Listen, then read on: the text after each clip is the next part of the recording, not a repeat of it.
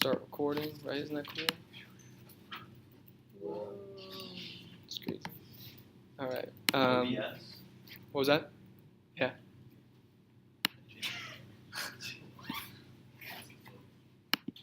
Okay. So check it out. So I'm recording this now. Yay. Inverses. Inverse. What is an inverse? That's the question. Inverse. And I'll turn off the other light. If you close the blinds, and leave the light on. No bueno. Still bad. I know it's rough. Perceptual. I know it's rough. I know. Just don't fall asleep on me, okay? Oh, actually, that's Fall asleep. oh, there it is. That's the one. So much better. I think Can I get a volunteer to open these blinds up when class is over? Don't want to volunteer, please?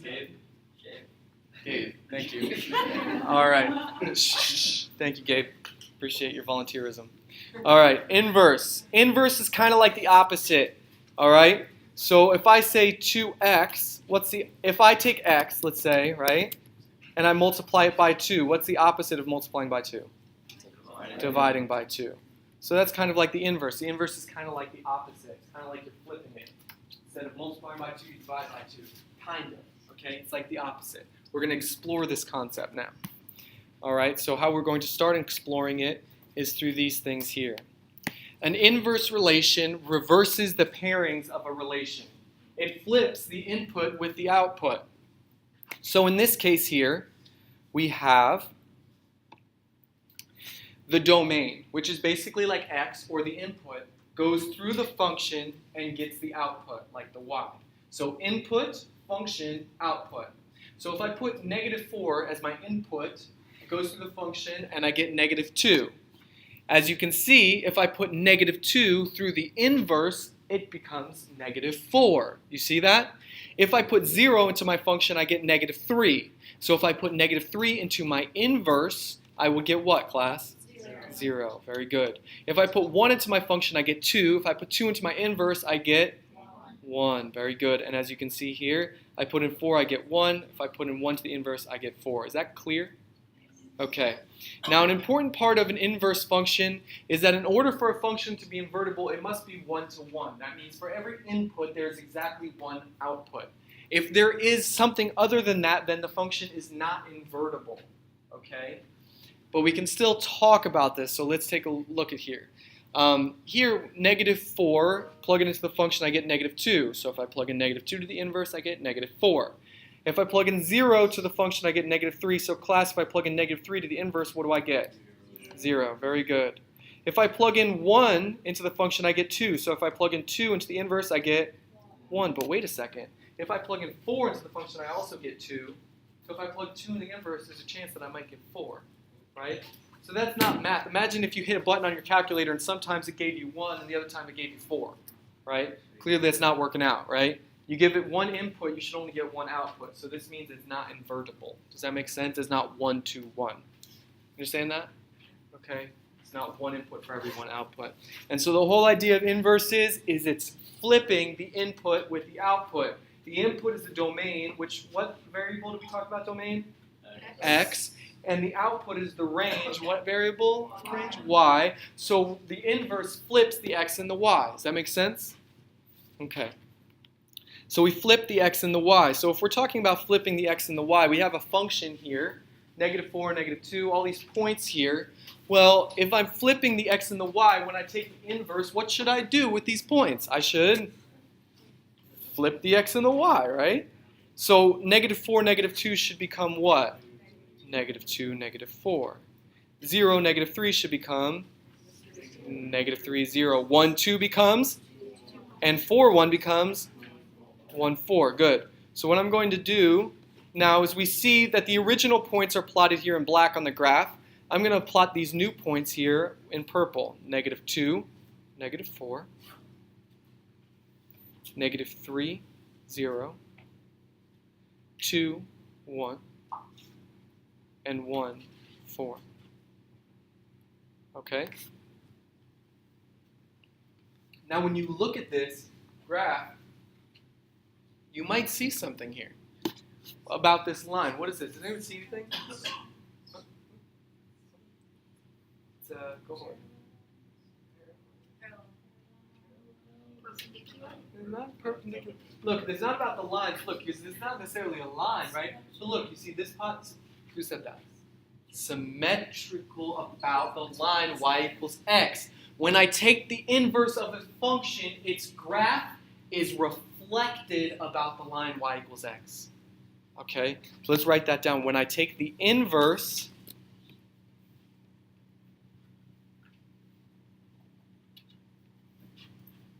the graph is reflected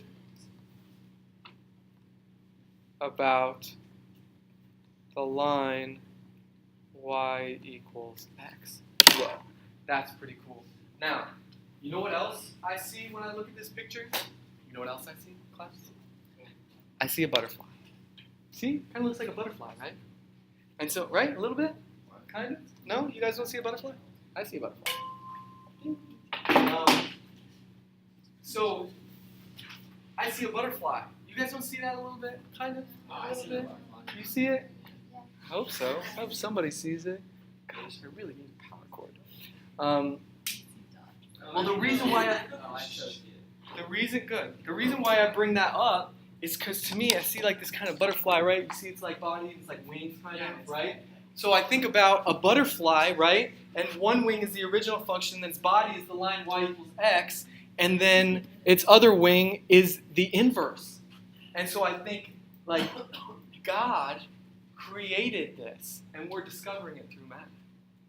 See, the butterfly is like an inverse, right? You guys see that? Yes. I'm digging it. Okay. All right. Okay. So, I hope you guys see the butterfly. I don't have to. Maybe I'll draw it. Okay. All right.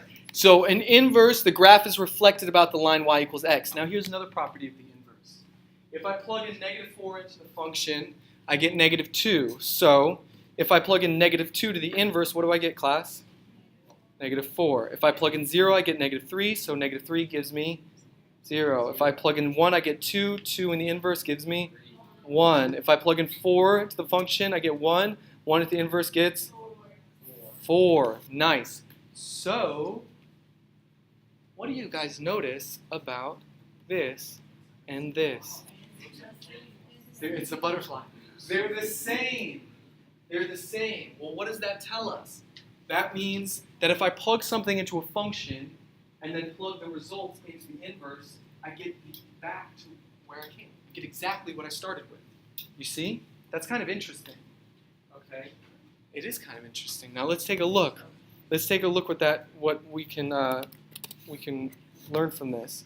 I said f of x was equal to 2x, right?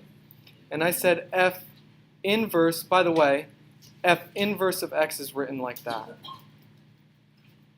F inverse of x. F -1 of x. Okay, that's how you write the inverse function. Okay? So f of x equals 2x. F inverse of x is equal to x over 2. Well, before I move any forward, if I say f of 3, what do I do with this 3? I plug it in for x, right? So that becomes 2 times 3 equals 6, right? Now that's just an example. You guys understand that.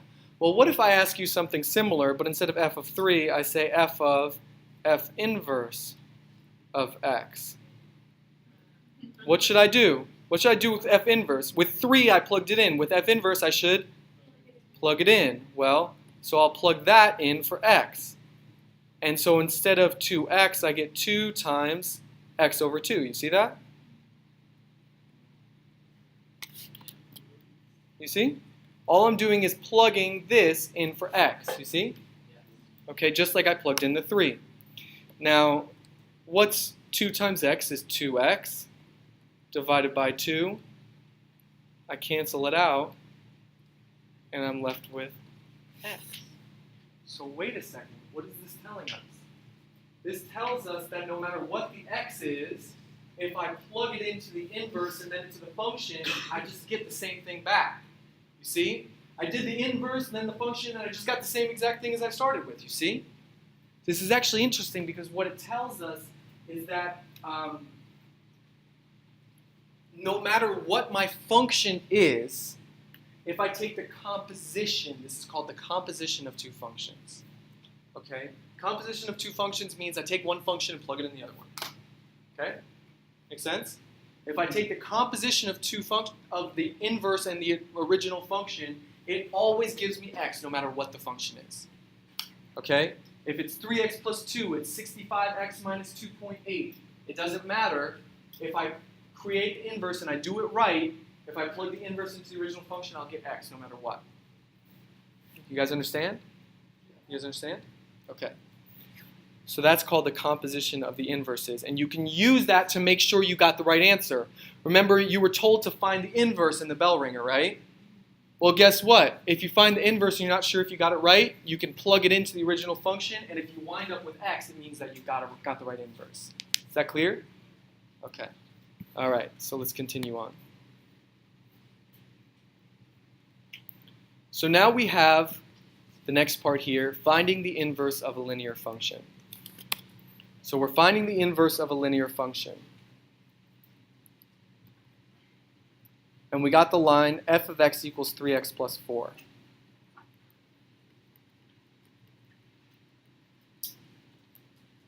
F of x equals 3x plus 4. Now, if I want to find the inverse, it's a 4-step process. The first step is change f of x to y. Okay? So instead of f of x, I write y equals 3x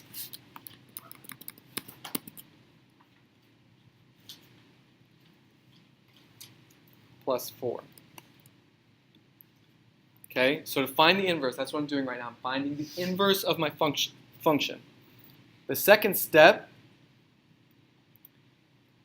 what do I do with inverses with the x and y? I flip them. I bottle flip, right? Bottle flipping, right? But like a butter flipping. Yes. Yes. I flip, I like it. Flip x and y. I flip x and y. So instead of y equals 3x plus 4, I have x equals 3y plus 4. Okay? My third step is I solve. For what, class? For y. I solve for y. This would already be solved for x, right? So I solve for y. And to solve for y, I subtract 4 from both sides. I end up with x minus 4 equals 3y. I divide by 3. And I end up with y equals x minus 4 over 3. You guys see that? Yeah? So I solved for y. Okay? Any questions about this? Yes? Do you mind if we switch x and y at the end? Yeah, that's the way your book does it. Yeah. No, I don't mind it. No, you don't mind? Okay. No, sorry. I don't mind. No, I don't mind. Do it however you want. This is the way I've always done it. Your book does it like kind of a little different. But to me, and I've got a song. So. All right, now, okay. The only thing about this is good, but the only thing about it is I can't tell that this is a straight line. So my fourth step is simplify. Okay? My fourth step is simplify. So when I have two things in the numerator like this, I can split the numerator, and it becomes, it could be x over 3 or 1/3 x minus 4/3. And then it's a lot easier to see, oh, that's y equals mx plus b form. That's a straight line, right? So the fourth step is simplify. And then you do want to rewrite it again. F inverse of x equals 1/3 x minus 4/3. And that's your final answer. Okay? Now, yeah, questions? Now, here's the real exciting part. You guys ready for this? I hope you guys are ready. I have a song that I wrote like 2 hours ago. It's not a real whole song. It's just like a math song. So we're all going to sing it together. I'm going to sing it to you first. You ready? It'll help you remember how to do this. You ready? Okay. Okay, ready? You guys ready? Wait. Okay, yeah. All right, ready? Okay, thank you. All right. So, change, flip, solve for y. Now you gotta simplify. Yeah. All right, now you guys do it with me. Ready? And strong, with vigor. All right. Wait, one more time. Okay. Change, flip, solve for y. Now you gotta simplify. Okay, everyone together with vigor, with strength and power. Ready? 3, 2, 1. Change, flip, solve for y. Now you gotta simplify. Good job. Good job. Good job, guys. Now you got a butterfly. Now, don't sing that song to your English teachers because they'll say I'm using improper grammar. But now you have to, I guess. Anyway. But now you gotta simplify. Sounds much more strong, right? Anyhow, so change, flip, solve for y. Now you gotta simplify. Nice. I lost you guys in grammar. All right, so that's the song you guys can sing inside of your heads as you go to sleep at night. And it'll help you to remember how to find the inverse. Got it? Do you record that? Yes, ma'am? Yeah. What was that?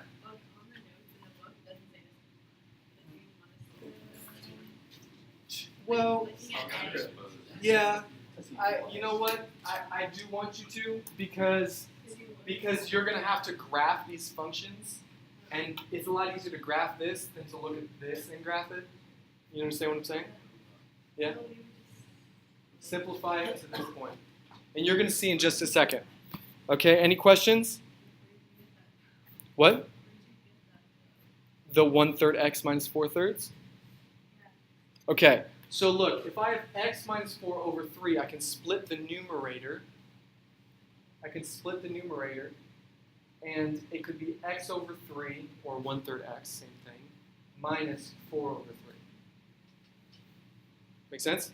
Okay, yes, sir. Would you take off 1 if you just get x over 3 because I wouldn't necessarily, but the thing is that this is proper form because it's y equals mx plus b form.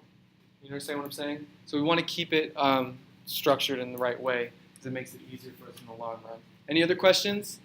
Hey, flip, solve for y. Now you got. Can you see like pom poms, right? Any cheerleaders here? No. Hey, flip, solve for y. Now you gotta simplify. Yay, Eagles! Okay. No. All right. Shh.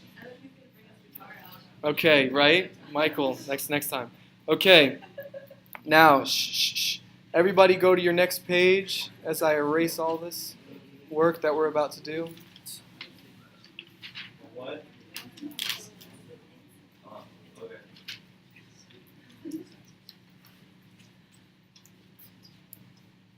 Okay. Now, this is going to address that question, why do I simplify, right? Well, it's going to become very clear here. Shh. Guys, let's maintain respect in this classroom, please. Let's maintain respect. Let's not be disrespectful. Okay? It's funny to a certain point, and then it becomes disrespectful. All right.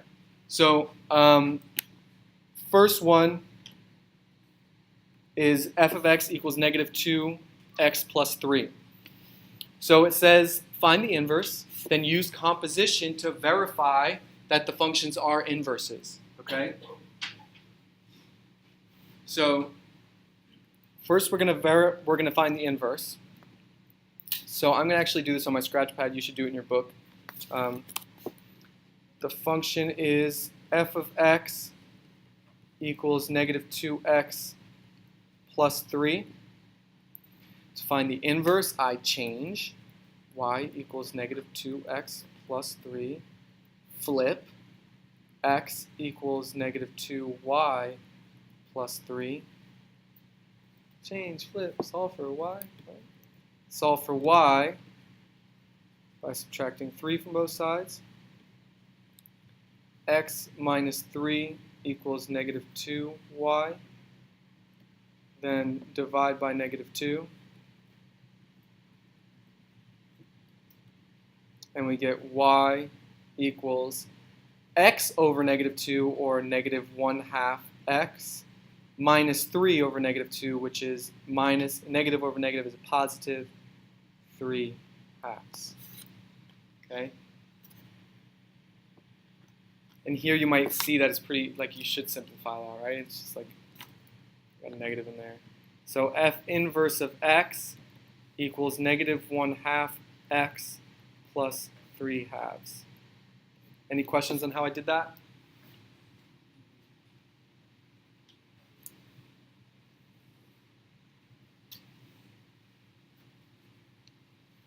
Okay.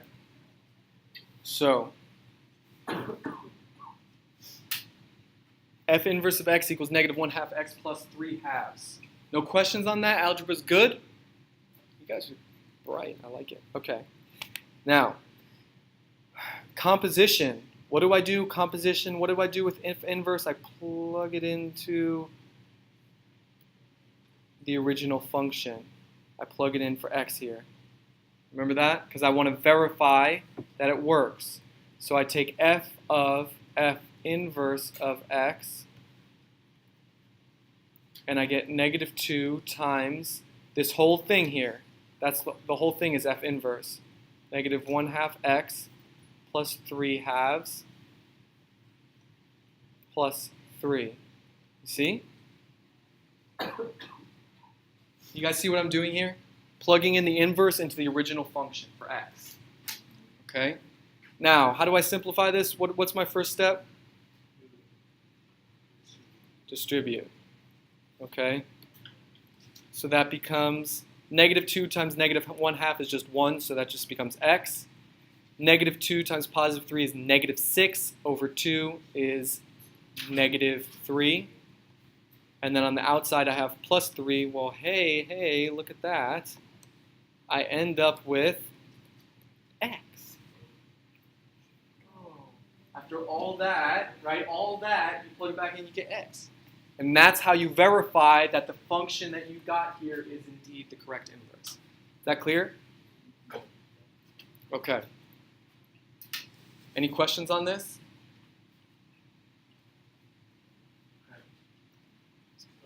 Yes. What was that? Yep. Plug the inverse in. Next question. Do you always have to? Verify? Yeah. Nope. Unless I specifically ask you to. Okay? No, I will get to that in just a second. Okay. So my inverse was f inverse of x equals, what was it? Negative 1/2 x plus 3 over 2. Okay? So now I'm going to graph both functions. I'm going to start by graphing my original function in red. So to graph this function, I start with the y-intercept, which is what class? 3. And then I use my slope, which is negative 2. I go over 1, down 2. Over 1, down 2. Over 1, down 2. Over 1, down 2. And that gives me my original function. See?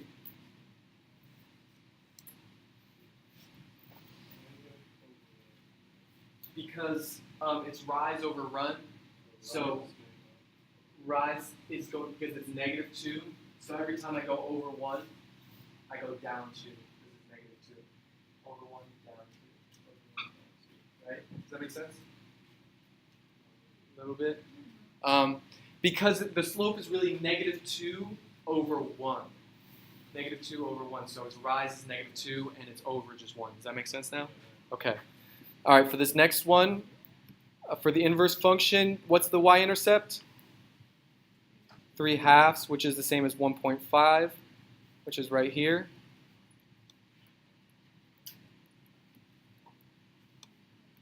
I don't know why it's doing that. Sometimes this thing does weird things. Okay. So 3/2. Then my slope is negative 1, 2. So I go, it's negative slope. I go over 2, down 1. Over 2, down 1. Okay?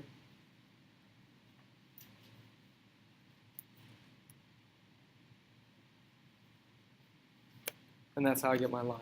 You see that, class?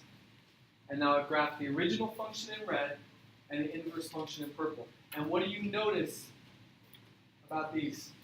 They are what about this line y equals x? They're intersecting, but it's also reflecting. It's harder to see with this one, but if you look, you see this part, this portion is reflected from that portion. You see that, class? And then this bottom portion is a reflection of the line. You see that? What was that? Like a dragonfly. Nice! Yes! Good. Praise God. Oh my goodness. If I had like a bar of chocolate right now, I would hook you up. All right. Nicely done. Okay, any questions on this, class? All right, good job. Listen, your homework is questions number 1 through 10. All right? 1 through 10. Now, listen. Questions 1 through 10 on page 37 on. Listen. You don't have any videos to watch. God bless you. You don't have any videos to watch because you have a quiz coming up. All right? So your homework is only questions number 1 through 10, and it will be due not tomorrow, but on Monday. Any questions? Any questions? No? Okay, summer work. Listen, summer work is due now. If you don't have it now, you can bring it, find me tomorrow. With that being said, if you didn't do the summer work, I suggest you do it because it will be a good review for the quiz. Is that going to be like accuracy or Completion.